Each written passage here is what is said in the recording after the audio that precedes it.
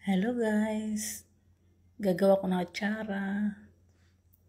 Ito yung sinasabi ko guys na ang papaya namin natumba. Napilitan akong gumawa ng atsara guys kahit busy ako. Yan, di ba malalaki siya guys. So,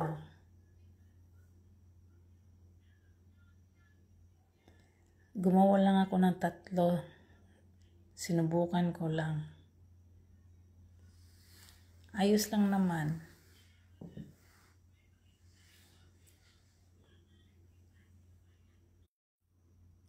Yan guys, kailangan tanggalin yung buto ng papaya bago gadgarin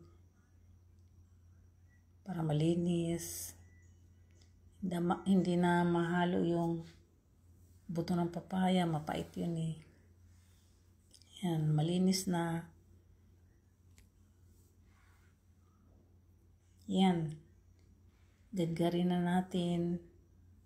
Pipili lang ng butas kung anong gusto nyong sizes. Malaki ba, maliliit, pinong-pino, ganun.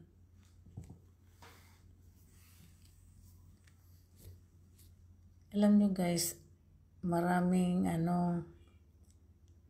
pwede dito sa papaya. Pwede mong pagkatapos gadgarin, pwede mong gawing salad, yung lalagyan lang guys, yung siyempre asinan mo yan, no, pigain, ganyan, para maalis yung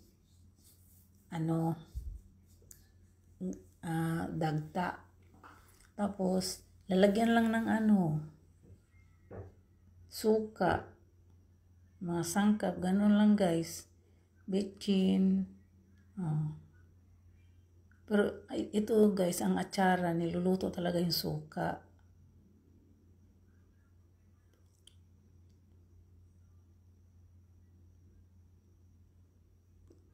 Ganito guys, lalagyan ng asin, tapos ibabad muna ng 20 to 30 minutes, tapos pigain na.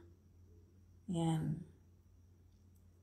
Meron ding ibang luto guys, yung tinatawag nilang atsal.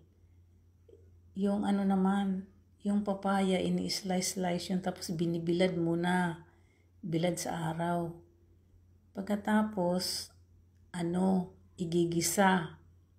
Igisa naman yun guys sa mga, bawang, ganyan, sibuyas, lagyan ng coloring.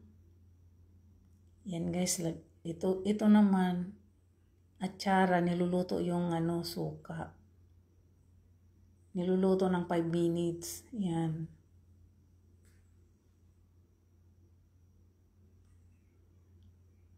Lulutuin lang siya ng bahagya guys para crunchy pa rin yung niya, sangkap. Tapos lagyan siya ng sugar. Gawin sweet and sour, ganun. Yan. Hahaluin na.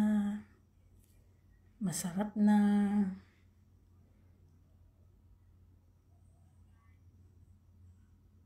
Thanks for watching.